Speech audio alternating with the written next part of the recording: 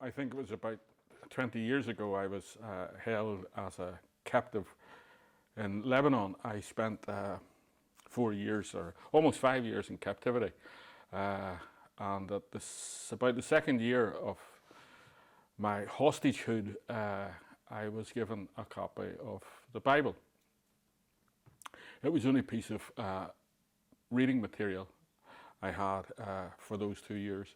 So I devoured it, read it inside out, upside down, the wrong way round, and backwards. But I think the piece that most struck me when I was asked to do this was the Song of Solomon, or the Song of Songs.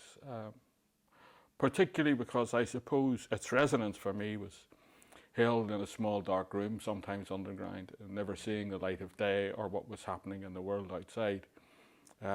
In a place where my own humanity was so despised and abused by those who held me, this walk in what I call the Garden of Sunlight, the Song of Songs, was in its way a means of escape, a profound release.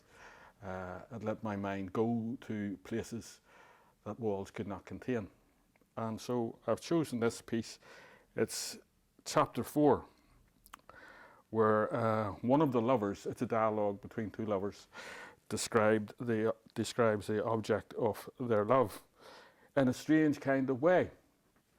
It reminds me of the love poetry of Rumi, the famous Sufi mystic. But here is chapter 4, that walk in the sunlight for me. Behold, thou art fair, my love. Behold, thou art fair. Thou hast dove's eyes within thy locks. Thy hair is like a flock of goats that appear from Mount Gilead.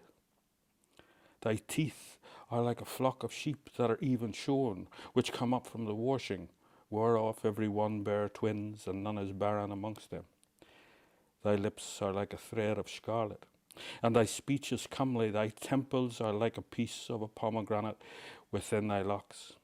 Thy neck is like the Tower of David, builded for an armoury, wherein there hang 1,000 bucklers, all shields of mighty men. Thy two breasts are like two young roes that are twins, which feed amongst the lilies.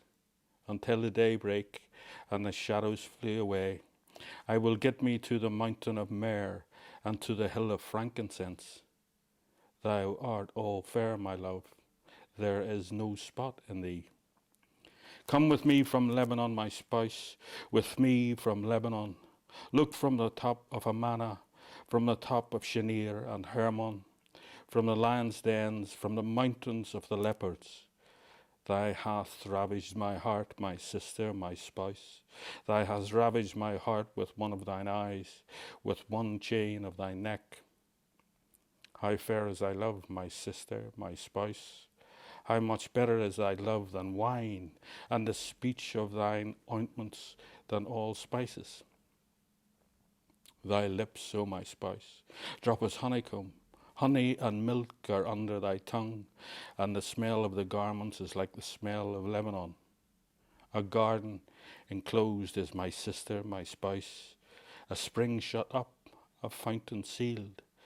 Thy plants are an orchard of pomegranates with pleasant fruits, camphire and spikenard and saffron, calmus and cinnamon, with all the trees of frankincense, myrrh and aloes, with all the chief spices.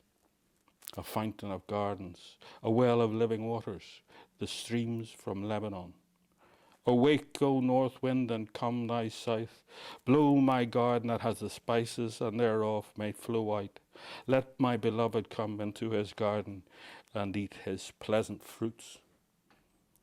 To me, sitting in that dark cell, this kind of adoration, this kind of celebration, almost an intoxication of the love object, contemplative, mystical, ravishing, erotic, haunting, but so earthy, so bound to the earth in which we all live and inhabit, an earth, a garden, the fruits of which was even despised to me in my darkness, but brought back to me through the words of the poet who wrote this piece.